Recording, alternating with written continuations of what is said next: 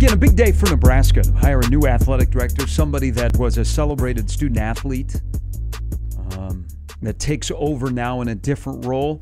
And it's kind of an awkward day for the place that he just left, because that place is just down the street from where we're at. It's just down the up the interstate from where Trev Alberts just announced as the Nebraska athletic director as he leaves Omaha.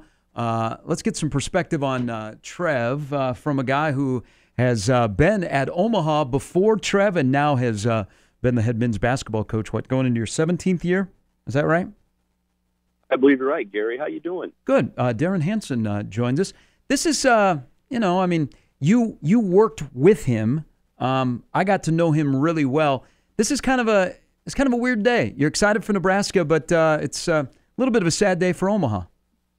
Well, yeah. Well, for sure, it's bittersweet. You're so happy for Trev and for his family and for, what the future holds for them and what he's trying to accomplish. But yet, we all know what he's accomplished here and what he's done over the long haul and for 12 years for us. So, I don't think we're going to be rudderless for very long. I think we'll have some things in place here shortly. But, at the end of the day, you're very happy for Trev and his family. But at the same time, everyone is looking around right now, wondering what is next year for the Mavericks. So, I don't think I'm breaking any barriers here. He is the sports supervisor for men's basketball. So you and Trev work hand in hand on things that you need and questions that he has. So your relationship with him is probably a little bit different from other people in the athletic department. People know him as the guy that wore 34, played linebacker at Nebraska, and played in the NFL. We see him as the guy that sits up on the second floor in his office and the door is wide open. As this unfolded and you hear the news today, why do you think at the end of the day he said this was the time to go to Nebraska and leave a place in which he's very excited about? Well, the first thing, and Gary, you know me, I don't want to sit here and tell you how much I think I know, because I don't know if I know that much, but I do know this.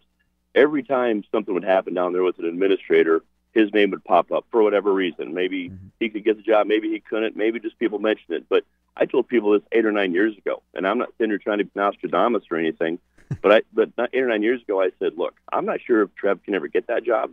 I'm not even sure if Trev would even want that job. But I do know that Trev could do that job.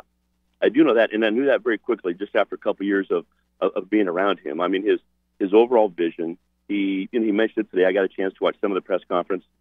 Student athlete first. The thing he did here in town was just, he did such a good job of cultivating and bringing in.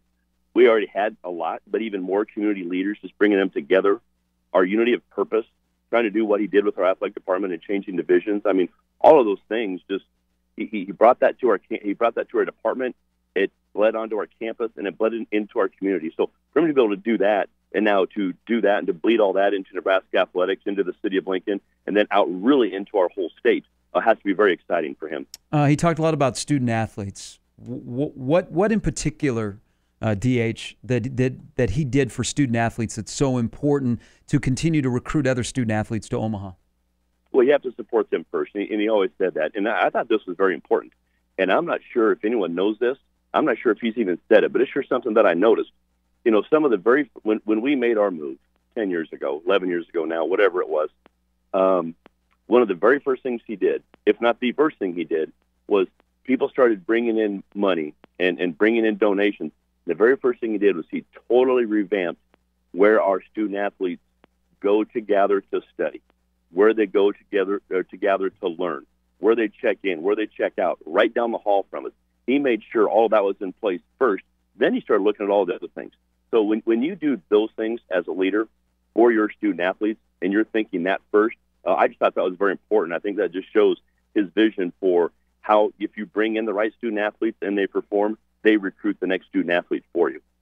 The budget is different. The amount of people that work under you is different. The number of sports, the conference is different. What do you think, Darren, that Trev has that he'll make that transition okay? Well, just a couple of the things that I think are important, and I get all the numbers and I get everything, and it's kind of a running joke for me from Division II to Division I. I've always said, Gary, all the numbers are the same. It's just that the commas and the decimal points are in different places. Mm-hmm. You know what I'm saying? Yeah. So the numbers will be the same. It's it's going to come down to relationships. It's going to come down to trust. It's going to come down to vision. It's going to come down to people. It's going to be, I said this one before, it's going to come down to unity of purpose. And no matter the amount, if you can keep all of those core values together and understand what you're trying to do with the product that you have and where you're trying to go, then he's going to be fine no matter how big or how little the product may be. Why do you think he was able to keep Omaha athletics on track in the transition from having to cut 2 sports to go Division II to Division I? Well, I think it's the community. He got the community to buy in, and let's call it what it is. UNO has been a fantastic place for a long, long time, and I've been fortunate to be here for a long, long time, and I've seen a lot of changes. I've seen some ups and I've seen some downs. That goes with longevity. But when you can get the community involved and backing you, because our community loves our university, they love our public institution. They know we have 16,500 students here. They know that we can put out a ton of workforce within this community every single year. They want to back you and support you. And when they saw a certain vision, a certain unity, and what we can do and what we can provide, and we can be a benefit to our university and a benefit to our community, maybe versus a hindrance, that's what kept it rolling in my thought. Can Trev still be a benefit to UNO, now being the athletic director at UNL?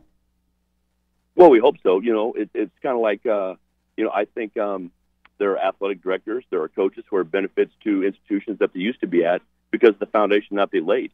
Maybe they're not there in person and they're not physically there, but if they've laid the right foundation and they've done the right things and put the right things in place, well, then they have already benefited it, and that will also benefit you into the future. So, but being in the Nebraska system, he's still going to have a voice up here. He's going to have a voice out at Kearney. He'll have a voice at the Med Center. All those people work collaboratively together. I think that's important. And all that being said, I think they all can pull each other a little bit. They can all work together a little bit, and then I still think he can have a place here. You have any interest in the athletic director job? Well, I'll say this. I would never say if I do or I don't. I know it's a job I don't envy. I do know it's a job that is very difficult. I understand the politics of that job, but they know where my office is, and no one's been knocking on my door. So right now I'm worried about a basketball team for 21-22. I had to ask you. Oh, for sure. I totally get it. And Gary, you're not the first one. Probably won't be the last one. But I'm looking forward to see what our campus leaders have. Because we trust our academic leaders here.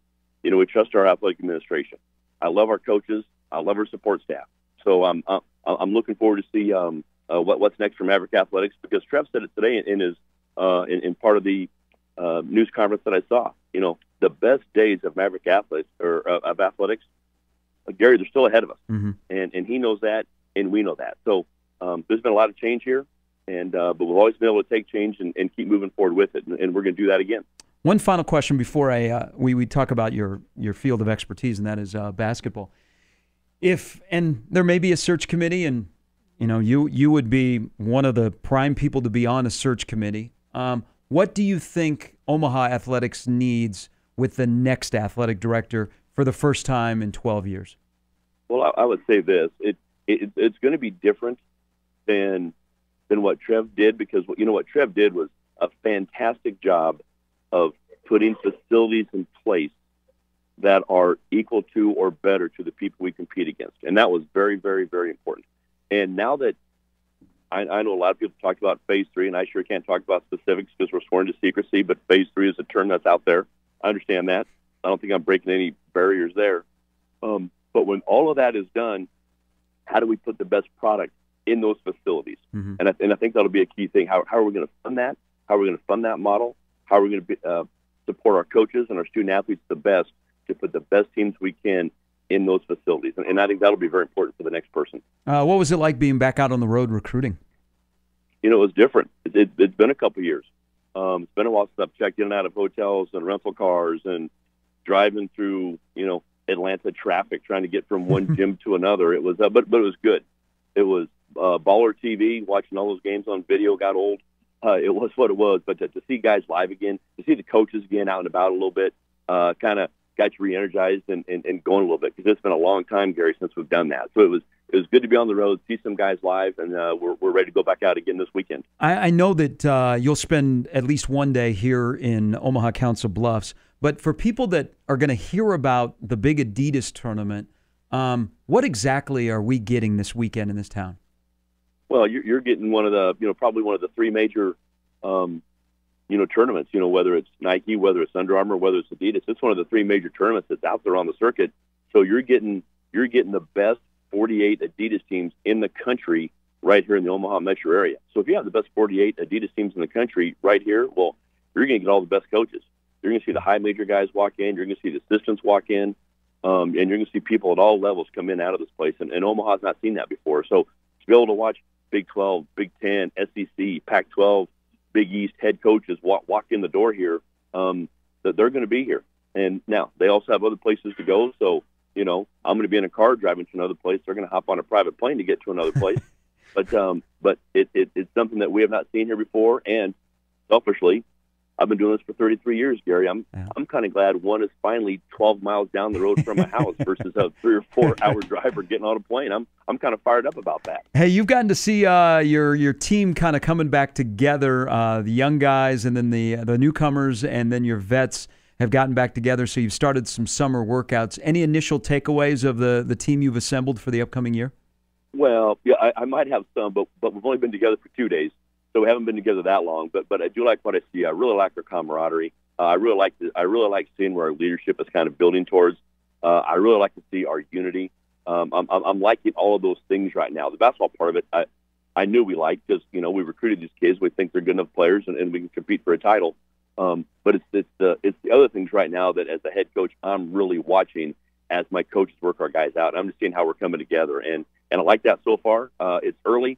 We have a long ways to go. We have 5 more weeks together with them before school starts, but looking forward to all of that. What's the main goal when you go through the 5-6 week period during the summer? What do you, when you get ready and you send them home before school starts, what do you want to have accomplished with this team or any other team you've had?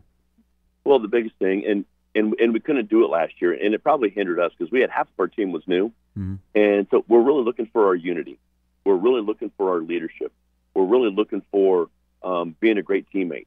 We're really looking forward to a team making an extra pass. We're looking for the extra hustle play. Can we have multiple actions on the offensive end and then have multiple efforts on the defensive end? And as we coach them, those are the things that I really look back on in film and say, okay, that was good and that was good. So we can point out those things instead of just always good shot, good pass, bad pass, didn't run this play right, didn't time this up right. We need all those other little things that will help build our basketball team. Those are the things that I am concentrating on to make sure that they're hearing that every single day, not just the basketball aspect. Get you out on this. Name, image, likeness. How does it affect a program like yours, and what's the chatter amongst college basketball coaches, whether they be mid-major, high-major, about what name, image, likeness will be like? Oh, I think it depends on who you talk to. If you go mid-major, high-major, because they're going to have most times a lot more opportunities than maybe a program like Omaha. So some love it. They think it's about time. Some don't like it because they're old school and they don't want to embrace change. But change is coming. As God rest my father's soul, he always said, the only constant in this world is change, so we better get ready for it. Guys at our level, we're going to have some things, Gary, that our guys will be able to come across. We just have to make sure we handle it correctly. We understand we're doing it compliant.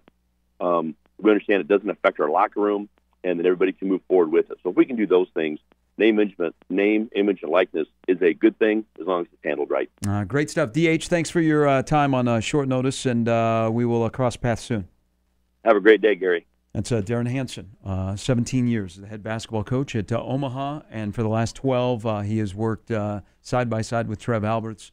The way athletic departments are set up, you have sports supervisors.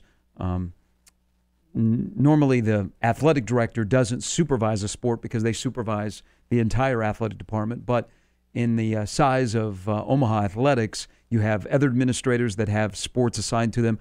Trev oversaw men's basketball for the last few years. So it's good perspective from DH on what made Trev tick at Omaha and what may benefit him going forward now at Nebraska. All right, quick break. We're going to make a big decision here, George. We're going to do the mailbag tomorrow because I And we want to treat it as a normal mailbag segment. Okay. Because we're going to get busy here in the discussion about Nebraska's new athletic director. Also, the other big news is Frank Solich, to take care of his health, has retired at the age of 76 after 16 years as the head football coach at Ohio.